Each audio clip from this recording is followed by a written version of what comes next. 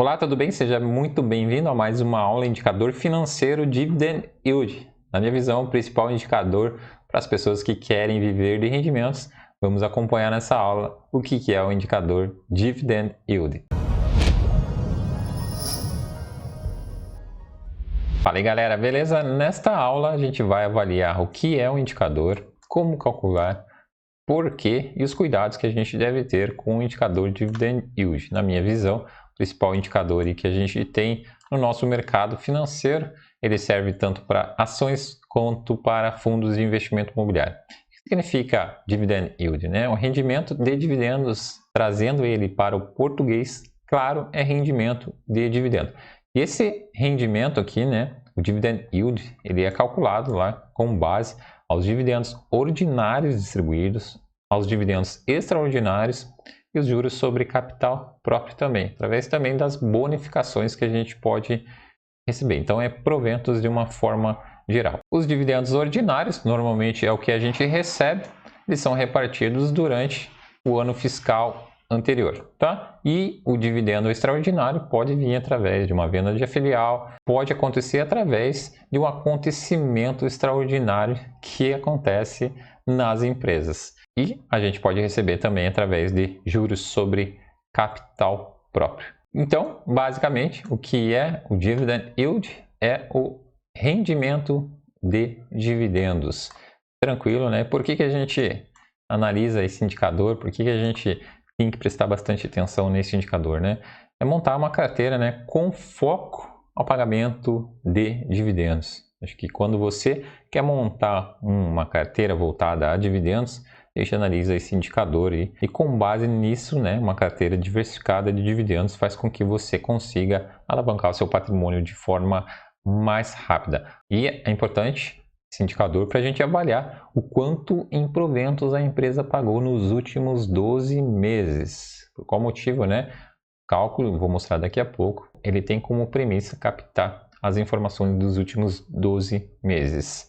Comparar também empresas do mesmo setor, né? Nada de ficar comparando empresas de setor diferentes que não tem lógica. Como que a gente vai fazer para calcular o indicador Dividend Yield? Nessa fórmula aqui, indicador Dividend Yield, então são os dividendos pagos nos últimos 12 meses dividido pelo preço atual da ação. Formulação tranquila, soma de todos os proventos, dividendos, juros sobre capital próprio, dividendos extraordinários, dividendos ordinários e também bonificações que podem ocorrer durante o ano. Os valores que a gente vai pegar aqui são as informações, já vou repetir novamente aqui, dos últimos 12 meses e a cotação do dia. Vai lá no Home Broker, lá seu, agora, e você vai encontrar a cotação do dia. Então, você vai pegar todos os proventos e dividir por essa cotação. O que a gente tem que prestar atenção? Quanto maior a cotação, né? Maior a cotação, que menor vai ser o Dividend Yield. Então, presta bastante atenção nessa questão da volatilidade do preço, porque ele distorce o indicador Dividend Yield. Então, quanto menor a cotação, maior vai ser o Dividend Yield. Um exemplo prático aqui, quando despencou as ações do coronavírus ali, por conta, né, efeito do coronavírus, o Dividend Yield ficou distorcido. Então, a gente não pode ficar analisando esse tipo de informação de forma isolada. Então, com base no cálculo, a gente pega o preço da ação atual, dividendos pagos nos últimos 12 meses, pagamento dos dividendos extraordinários, bonificações, entre outros. A gente que também pode localizar através do payout, que é o percentual do lucro distribuído nos últimos 12 meses, que vai facilitar no cálculo para nós. E agora a gente vai para os cuidados que a gente precisa ter com relação à questão da distorção dos lucros, né? Os lucros não recorrentes. Se a empresa eventualmente pode ter um prejuízo, né? Tranquilo com relação a isso.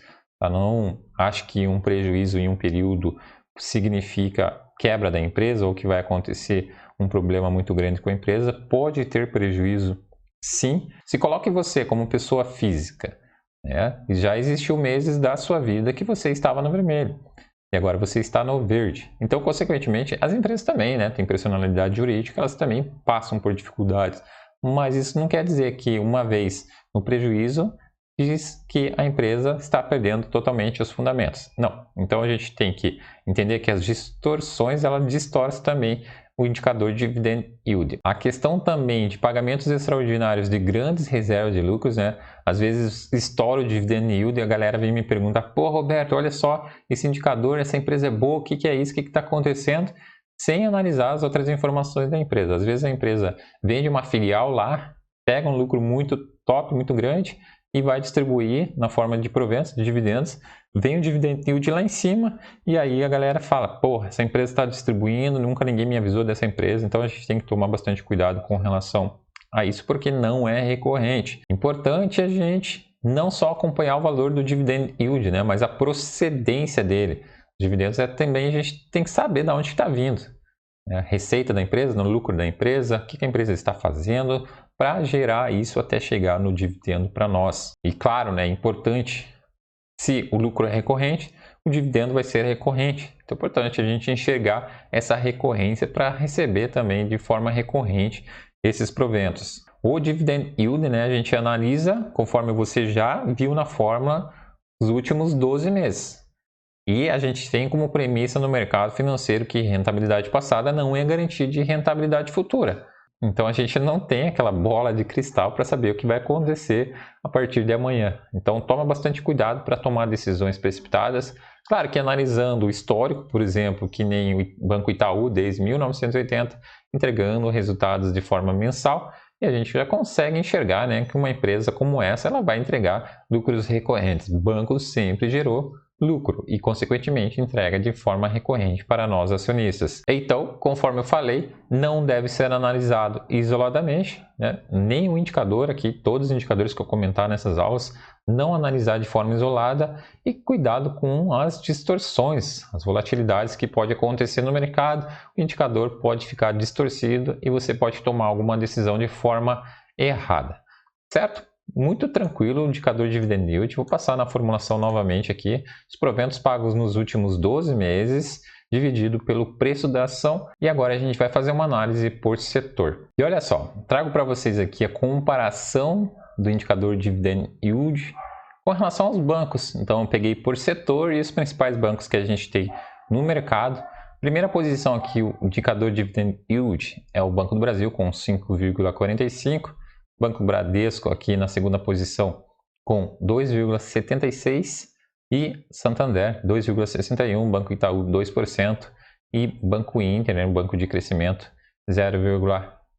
Então essa aqui é como análise, principal banco que está atrativo aqui com relação ao dividend yield é na atualidade o Banco do Brasil. Feita a análise do indicador dividend yield, acho que é um indicador bem tranquilo de se entender, não é difícil. Claro que a gente tem que ter aquela premissa, aquele cuidado de não analisar ele de forma isolada, né? Não olhar com ele com um olhar de ganância. É um indicador importante para nós, com certeza, mas se a gente avaliar ele conforme é para ser avaliado e com responsabilidade, a gente com certeza vai viver de rendimentos muito bem. Se você tem alguma dúvida com relação a esse indicador, deixe nos comentários para a gente aprender em conjunto. E é isso aí. Até a próxima aula.